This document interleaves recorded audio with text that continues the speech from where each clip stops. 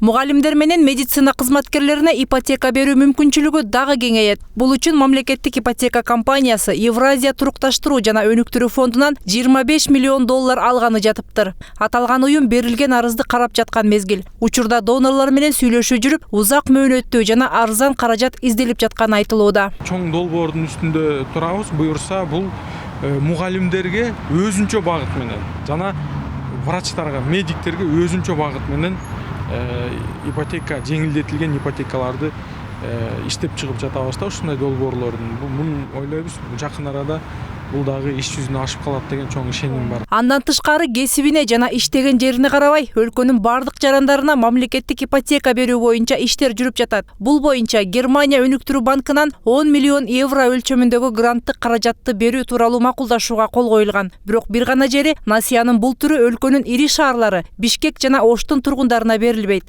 Германия өнүктүрүү банкынын талабы ушундай. Себеби тенденция бизде ушундай да, эгер сураса бүт эле жарандар Бишкектен же Оштон үй алгысы бар да. Эми биз чектелүү да, бүт баары чектелүү, жер чектелүү, үйлөр чектелүү суроо талаптарына жооп бере албайбыз. Ошондуктан чектөө киргизилген региондорду өнүктүрүү максатында. Кандайдыр бир категория деп жарандар бөлүнбөйт, баарына бирдей. Патент менен иштеген, соодада отурган жараныбыз, чач тарашта отурган ишкерлер, же болбосо кафеде алектенген кызматкерлер ушул проекттен колдонсо болот. Жеңилдетилген түрдө ипотекалык насыялар бир нече коммерциялык банктар аркылуу берилет. Жылдык 10% чен менен 15 жылдык мөөнөткө сунушталат. Кайсы документтер зарыл?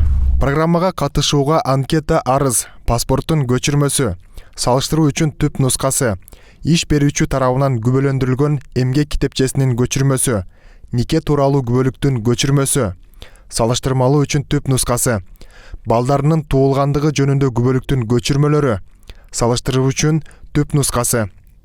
Акыркы 3 жылдын ичинде турак жайынын жоктугу жөнүндө кыймылсыз мүлккө укукту каттоо чөйрөсүндөгү ыйгарым укуктуу мамлекеттик органдардын маалымат каты, жашаган жеринен маалымат кат. Мамлекеттик ипотекалык компания 5 жылдан бери иш алып барып келет. Бул аралыкта 5000ге чукул үй бүлөгө жеңилдетилген жеткиликтүү насыяларды берип, турак жай менен камсыз кылды. Берилген насыянын жалпы суммасы 5 миллиард сомдон ашкан. Соңку мезгилде дүйнөлүк пандемияга байланыштуу насыя төлөөчүлөргө бир катар жеңилдиктер каралган. Башкача айтканда, пайыздык үстөктү 1 пунктка ылдыйлаткан. Ошондой эле төлөө мөөнөтү жылдырылган. Мындай мүмкүнчүлүктөр чындап жардамга муктаж болгондорго берилүүдө. Мээрим Ташыбекова, Калыс Бактыбеков, 7 канал, Бишкек.